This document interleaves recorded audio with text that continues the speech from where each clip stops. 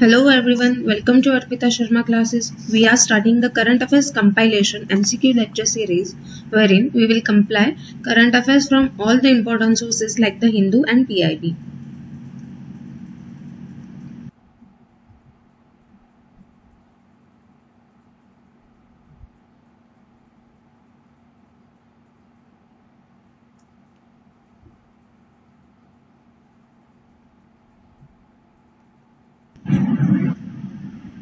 Here is a small announcement. You can access Arpita Sharma ma'am's Unacademy Plus classes on art and culture and revising current affairs through MCQ for prelims 2020 and 2021. Subscribe to Unacademy Plus and use code SHARMA20 to get 10% discount. The link is given below in the description box.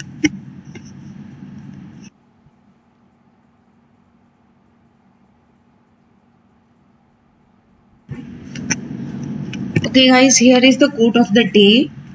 Patience is bitter, but its fruit is sweet. Okay, so okay guys, let's begin now. Consider the following regarding IPBES.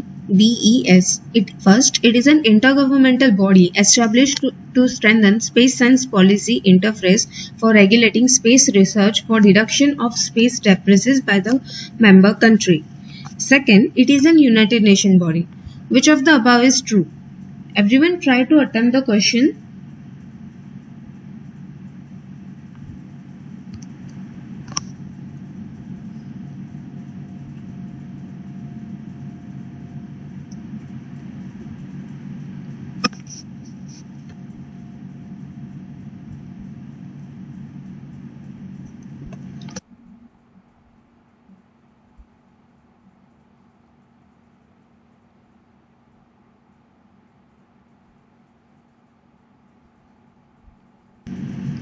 Okay, so answer here is D.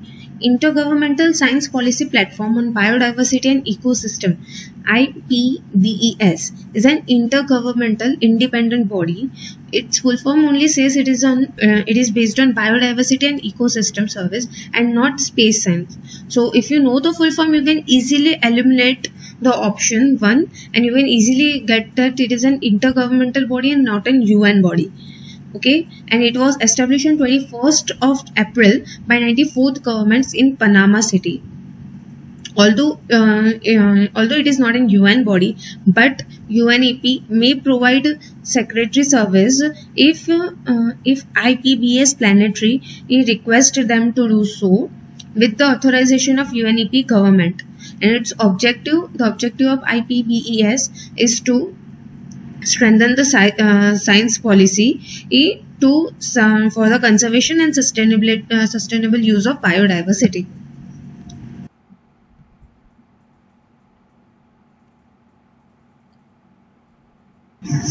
Second question. Consider the following regarding Gyarados and Corsair. First, it is vulnerable by IUCN Red List, and second, it is found only in Eastern Ghats. Which of the above is true?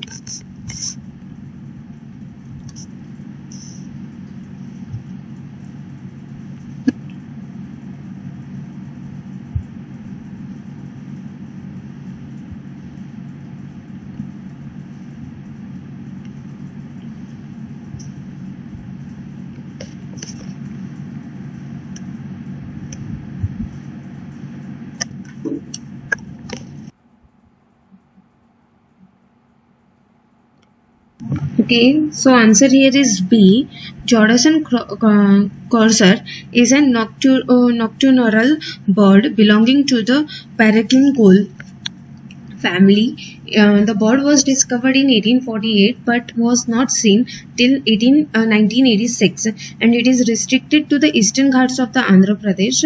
Currently, it is known from Sri Lankeshwara Wildlife Sanctuary and it is critically endangered by IUCN Red List and not vulnerable.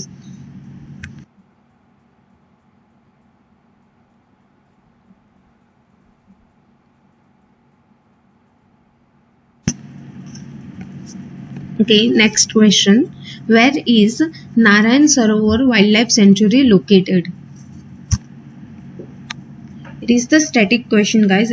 Just try to attempt it. If you are seen in news, you can know about it, you can easily know the answer.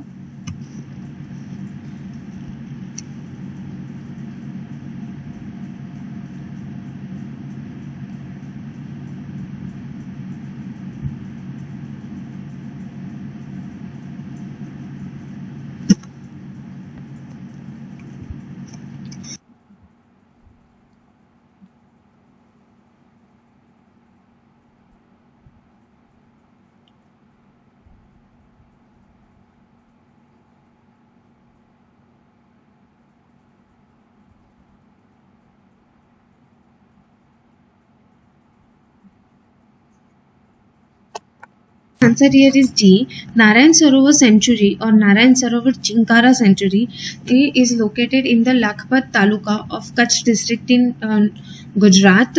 It has unique ecosystem. Okay. Next question. Consider the following regarding Bodo language.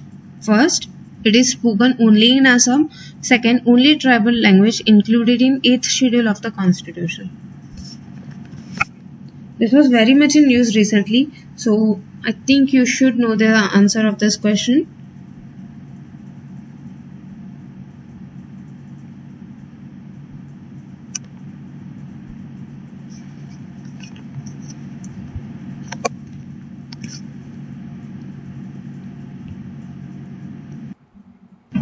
Okay, so answer here is B. Bodo is the only tribal language included in the 8th schedule of the Constitution, but it is spoken in Assam, Arunachal Pradesh, Nagaland, Meghalaya and West Bengal. Mainly it is spoken in Assam, but these are the other regions where it is spoken to. So we can't say it is spoken only in Assam. Okay, it is spoken in Assam majority.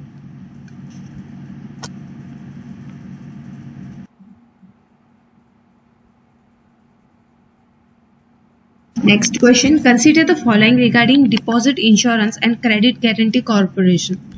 First, it ensures all the bank deposit. It's up to the limit of 10 lakh for each deposit in the bank. And second, it is the wholly owned subsidiary by the RBI. Which of the above is true? Everyone try to attempt the question.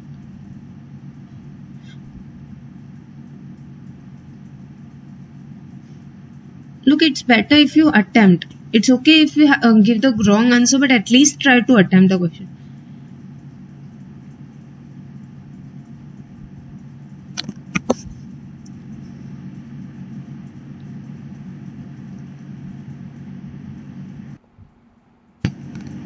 Okay, so answer here is B.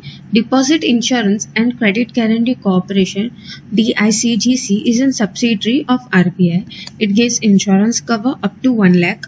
Now, bank will insure the sum or the amount up to rupees 5 lakh per customer. That means if you have deposited 10 lakh rupees in your bank and the bank got bankrupted, then the sum of rupees 5 lakh will be assured and insured by the bank. Clear, guys?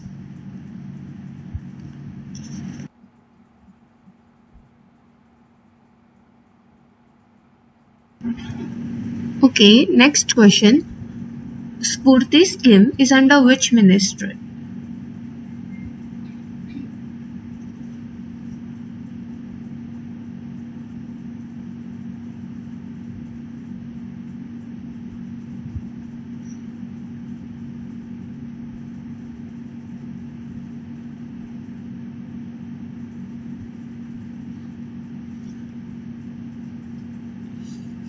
Think of the option, guys. Try to attempt the question.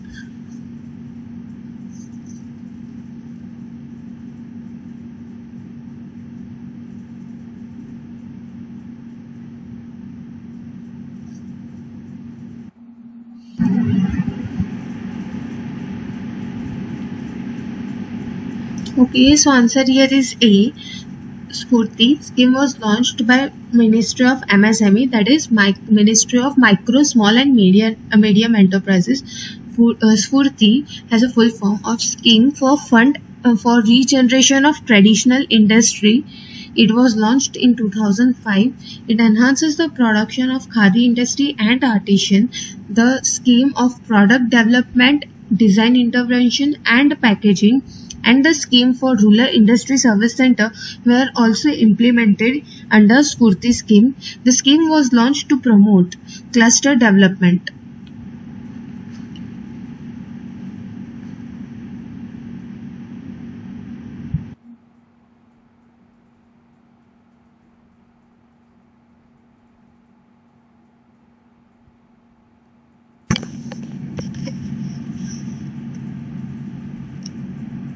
Next question. Who launched Santusht portal? Santusht portal is launched by whom? Or by which ministry or which organization?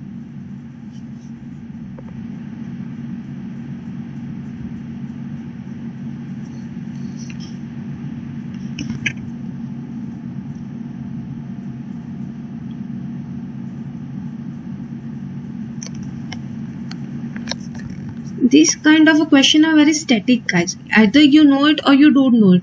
And if you don't know it, then it's better not to attempt in exam, because you don't have any idea, right? If you know, then you can mark it correctly. But if you don't know and doing the guesswork, I don't think that it works in this case or in any such case. So think of the option. If you know, then do try to attempt the question.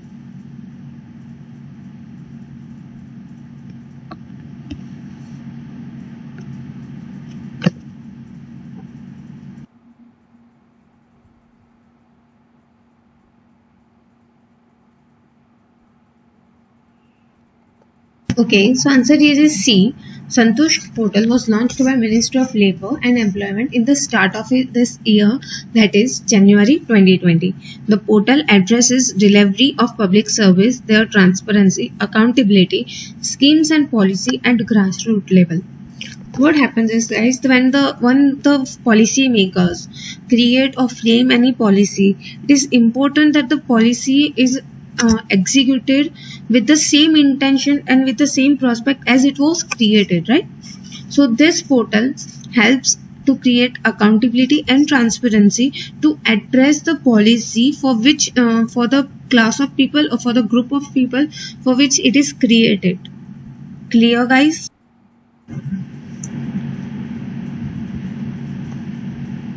Okay, next question. Consider the following with reference to National Calamity Contingent Duty.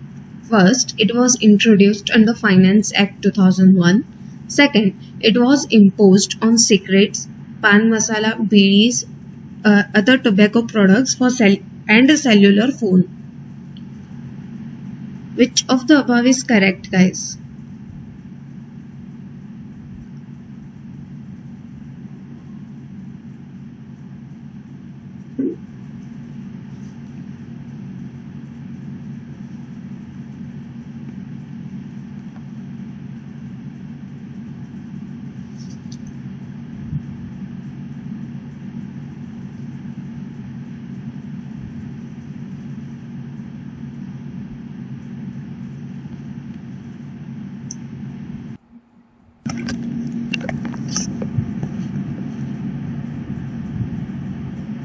Okay, so answer here is D. It was introduced under Finance Act 2001. The task force on cold chain development suggested the establishment or the creation of NCCD, that is National Center for Cold Chain Development. It is an autonomous center that works in collaboration with industries and other stakeholders to develop the cold chain facilities in India to reduce the wastage for the perishable goods like fishery and agriculture and to increase its shelf life. NCCD imposes tax on pan masala, cigarette, tobaccos and other and cellular phones.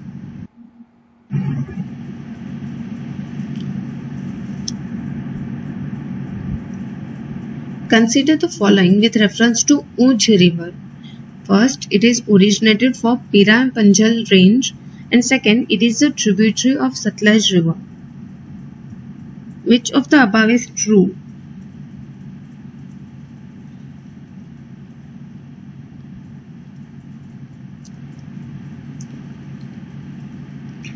Everyone try to attempt the question.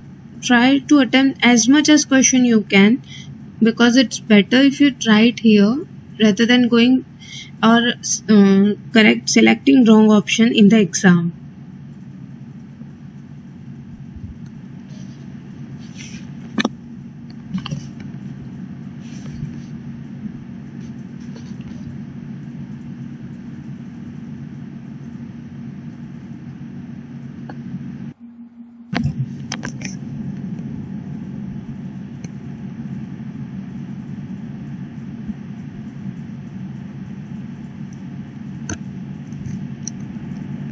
Okay, so answer here is A. Unch River is a tributary of Ravi River and not Satluj River. It is originated from Pirapanjal range, originated in Kailash mountain. It flows through Kathua village in Jammu and Kashmir. Kathua is the same village which was in news for the rape case of a 5-year-old girl. In last years, if you know the last year's news, it was highly controversial case where the 5-year girl was brutally raped by the officers. So you can remember it is the river Unch river flows from that village only, right? Not only but follows from that village.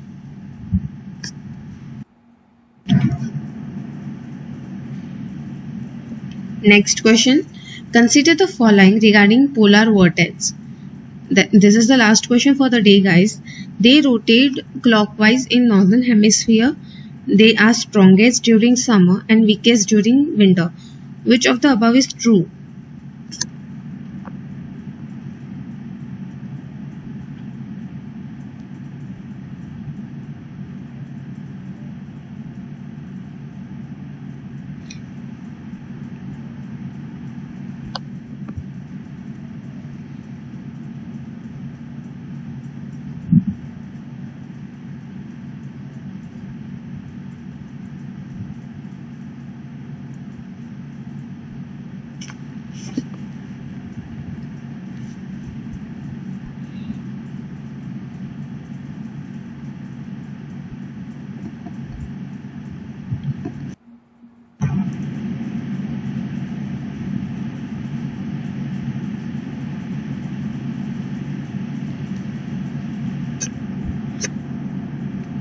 Okay, so answer here is C. Polar vortex is an upper level low pressure area near Earth's pole. Okay, there are two polar vortex, in northern pole and in southern pole. Of course, there are two poles there, therefore there are two polar vortices. Polar vortex is a precedent large scale low pressure zone which rotates counterclockwise in northern hemisphere and in clockwise in southern hemisphere, right? When the vortex of Arctic is strong, if the vortex of Arctic is strong, there is a single vortex and the Arctic air is well confined. If the vortex of Arctic is strong, then the Arctic air is well confined. When it is weak, if the vortex of Arctic is weak, it will break into two more vortices, and when it is very weak, the flow of Arctic air becomes more disorganized and masses of cold Arctic air can be pushed equatorwards towards the equator, bringing with it a rapid and sharp temperature drop. When the air is pushed towards the equator, it brings the sharp temperature drop in that region. Okay, this happens only if the Arctic vortex of Arctic is very weak. If it is weaker, if it is only weak, not weak, very weak, but if it is weak, then it will break into two more vortices, and when it is strong, it is well defined. The air is well defined. Clear, guys? The polar vortex strengthens in winter and weakens in summer. It depends upon the temperature difference between equator and poles.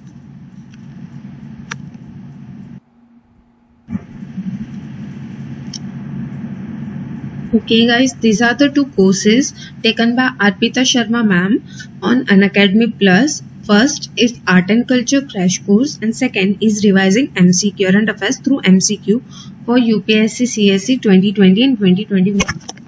Right? You can use the code Sharma20 and get 10% discount on your Plus subscription.